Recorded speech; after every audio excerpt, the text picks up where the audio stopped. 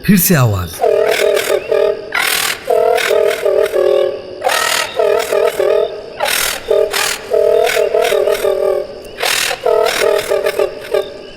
इस बार की आवाज इतना ही अलौकिक था कि सुनकर मेरे रोंगटे खड़े हो गए। बहुत दूर पानी के अंदर से एक देर तक रोने की आवाज। ये कहानी संपूर्ण रूप से काल्पनिक है। साइलेंट रूम प्रेजेंट किताबों की आवाज पे आपका स्वागत है। आज किताबों की आवाज पे आप सुनने वाले हैं शरदिंदु बंदोपाध्याय जी का लिखा हुआ कहानी पिंटू। शरदिंदु बंदोपाध्याय, जन्म 30 मार्च 1899, देहांत 22 सितंबर 1970। शरदिंदु बंदोपाध्याय एक बहुत प्रतिभाशील लेखक थे। बांग्ला साहित्य में उन्होंने सत्यान्वेषी ब्योमकेश बख्शी, साथ में लिखा है कुछ पाठकथाएं, बहुत सारी छोटी कहानी और कुछ ऐतिहासिक उपन्यास। ये कहानी हमने लिया है शरदिंदु अम्लीबस चौथे अध्याय से। ये कहानी आनंद पब्लिशर्स द्वारा आरक्षित है। कहानी पहली बार प्रकाशित हुआ था 31 सावन 1340 में, अर्थात 1933 साल में। मूल किरदार में लेखक और पिंटू। शुरू हो रहा है किताबों की आवाज पे पिंटू।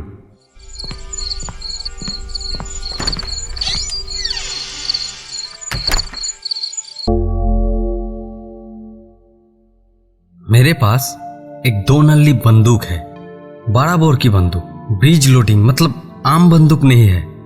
देसी कारीगर ने ही इस बंदूक को तैयार किया है, लेकिन बिल्कुल विदेशी बंदूक जैसा। 150 गज तक निशाना लगता है। पॉइंट ब्लैंक में आराम से बतख मारा जा सकता है, लेकिन यह बतख मारने वाली अर्थात डक गन नहीं है। यह बंदूक मुझे बहुत पसंद है। पंछी शिकार करना मुझे बहुत अच्छा लगता था।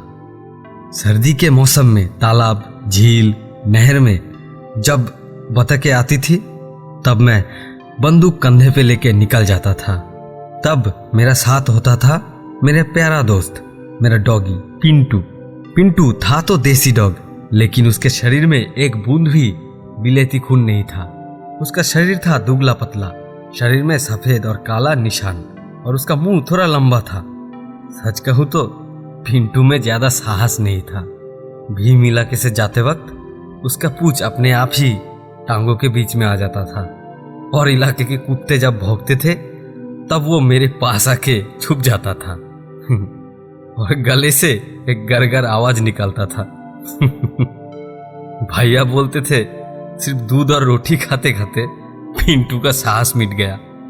खैर, जो भी हो, पिंटू में एक असाधारण गुण था। वो बहुत अच्छा मरा हुआ पंछी ढूंढ सकता था। गोली लग के पंछियां जहां पर भी गिरे, पानी में, जमीन में या फिर दलदल में, पिंटू कैसे भी उसे ले आता था। अंग्रेजी में इस ब्रीड के डॉग को बोलते हैं रिट्रीवर। एक बार एक साहेब पिंटू का ये गुण देख के 200 रुपए में पिंटू को मेरे से खरीदना चाहा था। मैंने नहीं दिया। खैर, सर्दी आते ही हम दोनों शिकार पे निकलते थे। बहुत बार ऐसा हुआ है कि पंछी ढूंढते ढूंढते हम घर से बहुत दूर चले गए। 2-3 दिन घर पर लौटते ही नहीं थे। मेरा शिकार का शौक सभी जानते थे, इसलिए घर वाले ज्यादा चिंता नहीं करते थे। पिछले साल शिकार करते हुए क्या हुआ था वही आज बताऊंगा। खबर मिला शहर से 20 मील दूर जो झील है, उसमें बहुत सारा बतखें उतरी है। वो बतखें आसपास की खेतों की फसल बर्बाद कर रहा था। मेरा मन उत्सुक हो उठा। अग्रहण महीना, काफी ठंड गिरा है। एक दिन सुबह पिंटू को साथ लेके निकल पड़ा। गांव के गलियों से गाड़ी लेके जा नहीं सकते, इसलिए हम दोनों पैदल ही निकल पड़े। झील के पास वाले गांव में जब पहुंचा तब शाम होने ही वाली थी। पश्चिमी आसमान में थोड़ी सी रोशनी थी। सभी को अच्छा लगता है कि नहीं पता नहीं, पर मुझे बहुत अच्छा लगा। शरीर पूरा थक गया, पर मेरा मन खुश हो गया। पिंटू मेरे आसपास घूमने लगा और भौ भौ करके भौंकने लगा। गांव में ज्यादातर ही गरीब किसान रहते हैं, लेकिन एक छोटा सा पोस्ट ऑफिस था। उसी के पोस्टमास्टर के घर में मैं और पिंटू ठहरे। वो बहुत ही अच्छा आदमी था। गरम चाय और नाश्ता देकर हमारा स्वागत किया। गरम चाय और नाश्ता पेट में जाते ही शरीर का पूरा थकान दूर हो गया।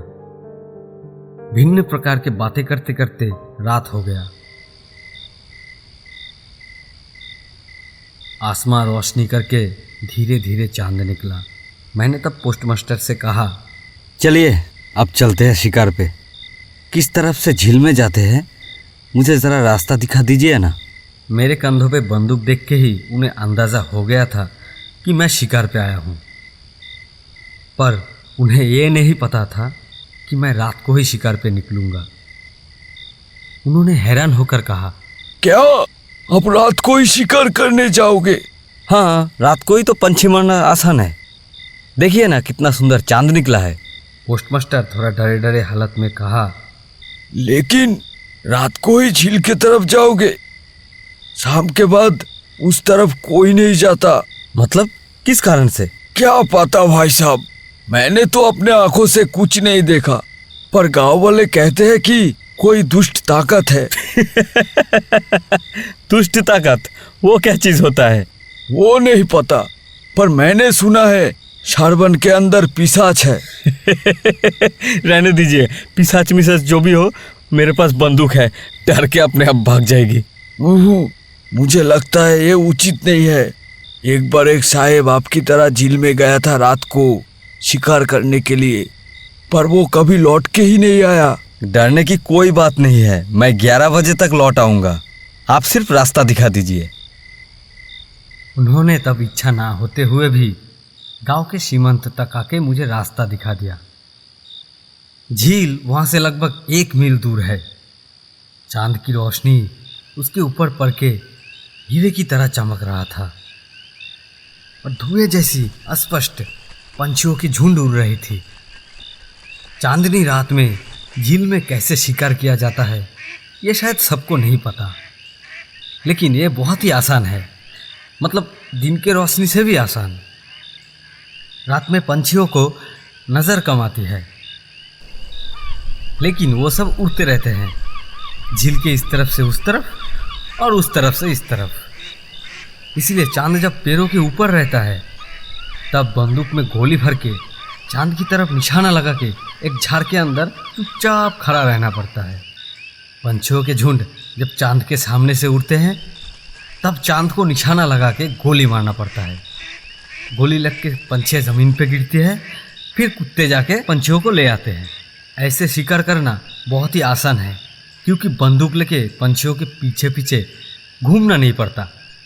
एक जगह खड़ा रहकर बहुत सारी पंछियाँ शिकार होती है। खैर, मैं और पिंटू आल के ऊपर से झील की तरफ जा रहा था। काफ़ी ठंडी हवा चल रही है, लेकिन मैं गर्म जैकेट पहना हुआ हूँ, इसलिए हवा मुझे अच्छा ही लग रहा था। जेब में 20-30 4 नंबर की गोली थी। आशा करता हूँ इसमें ही काम हो जाएगा। धीरे धीरे झील के पास आ गए।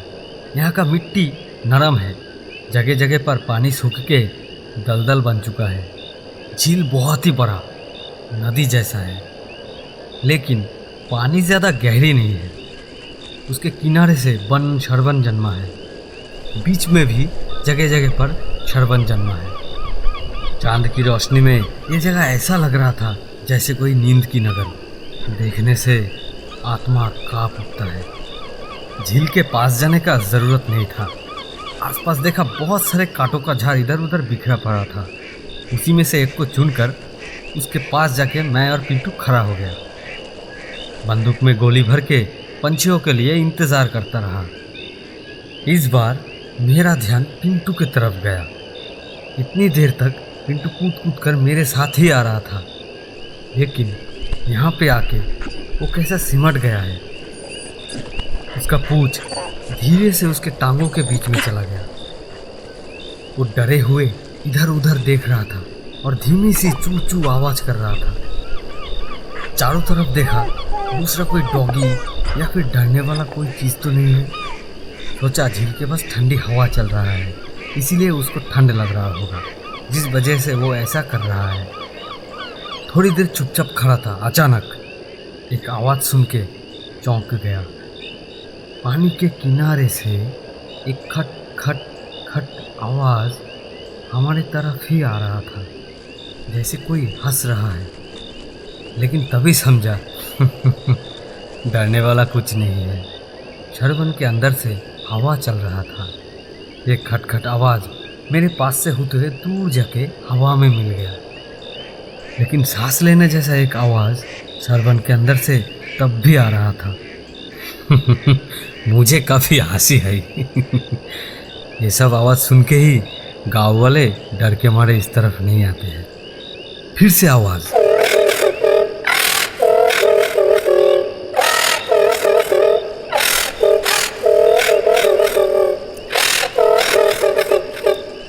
इस बार की आवाज़ इतना ही अलौकिक था कि सुनकर मेरे रोंगटे खड़े हो गए। बहुत दूर पानी के अंदर से एक देर तक रोने की आवाज़, जैसे कोई स्त्री रो रही हो। चारों ओर रोने की आवाज़ गूंजते हुए हवा में धीरे धीरे घुल गए। झील में बहुत तरीके की पंछियाँ रहती है। सोचा उसमें से ही कोई पंछी ऐसे आवाज़ करके रो रही है। लेकिन मैं बहुत पंछी मारा हूँ, बहुत झील नदियों में घूमा हूँ, लेकिन ऐसा पंछियों की आवाज़ जिंदगी में कभी नहीं सुना था। एक बार मन में आया, सच में पंछी है क्या? पिंटू के ओर देखा, वो मेरे से चिपक कर बैठा हुआ है और उसका शरीर थर थर करके काँप रहा है। मैं उसे सहला कर बोला, डरो मत पिंटू, डरो मत, पंछी का आवाज़ है। पिंटू सहमे हुए मेरे ओर देखा, फिर उठकर गांव के ओर थोड़ा सा जाके वापस आकर मेरे ओर दया की दृष्टि से देख रहा था। उतने बात नहीं कर सकते, लेकिन पिंटू जैसे मुझे कह रहा है, वापस चलो, ये बहुत ही खराब जगह है, यहाँ नहीं रहते। अचानक हवा में सन सन आवाज सुन के देखा एक झुंड पंछी। तुरंत बंदूक उठा के फायर किया। बंदूक की आवाज जोर से गूंज उठा। उसके बाद दब करके एक आवाज, समझा पंछी गिरा है। पंछी गिरने की आवाज से पिंटू का डर निकल गया। वो कान खड़ा करके इधर उधर देखा, फिर जिस तरफ पंछी गिरा था उस तरफ दौड़ के चला गया। पंछी 50 हाथ दूर एक झाड़ के अंदर गिरा था। पिंटू उस झाड़ के पास जाके अचानक खड़ा हो गया, फिर चो चो आवाज करके मेरे पैरों के पास आके छुप गया। आश्चर्य होके कहा, अरे पिंटू, क्या हुआ, भाग क्यों आया? सहलाने के लिए उसके गर्दन पे हाथ लगाया। देखा उसके गर्दन के बाल कांटों की तरह खड़ा हो चुका था। पिंटू कभी ऐसा नहीं करता है, इसलिए मैं थोड़ा आश्चर्य होके खुद ही पंछी को लेने चला गया। झाड़ के पेड़ में एक भी पत्ते नहीं है। झाड़ के 10 कदम पास जाके मैं भी रुक गया। देखा मरा पंछी मिट्टी में गिरी हुई है और सफ़ेद साड़ी पहनी हुई एक औरत की मूर्ति उसके ओर झुक के जैसे उसे संभाल रही हो। तभी फिर से तेज रोने की आवाज़ झाड़ के अंदर से निकली।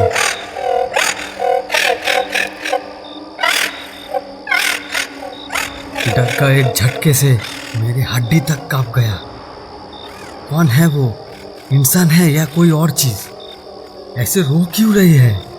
मन में आया दौड़ के भाग जाऊं, लेकिन भाग नहीं पाया। मेरा दोनों आंखें उस नारी मूर्ति की ओर निबंध हो चुका था। अचानक नारी मूर्ति उठकर खड़ी हो गई, झाड़ के अंदर से निकली। मैं उसका चेहरा नहीं देख सका।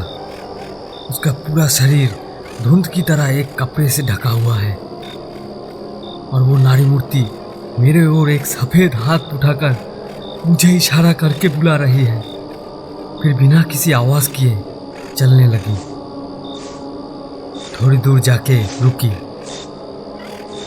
फिर मेरे ओर देख के हाथ उठाकर मुझे बुलाने लगी। मेरा स्वाधीन इच्छा शक्ति जैसे एकदम से लुप्त हो गया हो। कठपुतली की तरह मैं उसके पीछे पीछे जा रहा था। पिंटू इतना देर मेरे पीछे ही खड़ा था। इस बार वो भाग के आया और मेरे पैरों को काट के मुझे खींचने लगा। डर से उसका शरीर कांप रहा था। उसका शरीर छोटा पड़ गया है, लेकिन वो मुझे छोड़ के नहीं जा रहा। मेरा पैर को काट के वो पीछे खींच रहा है। जैसे किसी भी हालत में वो मुझे जाने नहीं देगा। लेकिन चुंबक जैसे लोहे को खींचता है, मैं भी बिल्कुल वैसे ही कठपुतली की तरह खींचा जा रहा था। पिंटू हर कदम पर मुझे रोकना चाह रहा था, लेकिन मैं उसके ओर खींचा जा रहा था। धीरे धीरे मैं दलदल के अंदर आ चुका था। वो कितनी डरावनी चीज़ है मैं कहकर बयान नहीं कर सकता, और उस दलदल में धीरे धीरे डूबकर दर्दनाक मौत को मैं बयान नहीं कर सकता। लेकिन मैं कहाँ जा रहा हूँ, कोई होश नहीं है। लेकिन जब दलदल मेरे घुटने तक आ गया तब मैं रुक गया। मूर्ति भी सामने थोड़ी ही दूर पर रुक गई। उसके बाद फिर से वो खून को पानी कर देने वाला आवाज, लेकिन इस बार वो रो नहीं रही है। लगा इस बार वो पिशाचिक बदला लेने की हंसी हंस रही हो। मैं और आगे नहीं जा रहा हूँ। देख के थोड़ा रुककर फिर मुझे बुलाया। मैं और थोड़ा आगे जाने पर इस दलदल के अंदर डूब जाऊंगा, पूरा समझ रहा हूँ। फिर भी उस इशारे को खारिज करने का इतना हिम्मत मुझ में नहीं है। बंदूक इतना देर मेरे कंधे पे ही था, अभी फेंक दिया। फिर पागल की तरह दलदल के अंदर चला जा रहा था।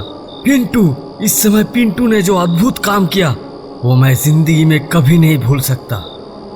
वो इतना देर मेरे पीछे पीछे ही आ रहा था, लेकिन जब उसने देखा मेरे घुटने तक कीचड़ आ चुका है तब वो चीख कर मेरे सामने आ गया।